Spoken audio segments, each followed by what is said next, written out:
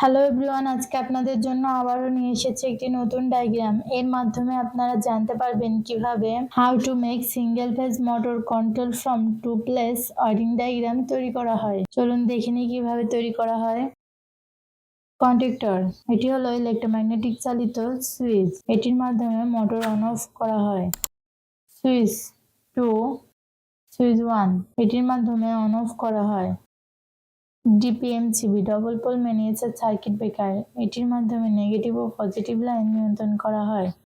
Motor, যে যন্ত্রের সাহায্যে বৈদ্যুতিক শক্তিকে যান্ত্রিক শক্তিতে রূপান্তরিত করা হয় তাকে মোটর বলে।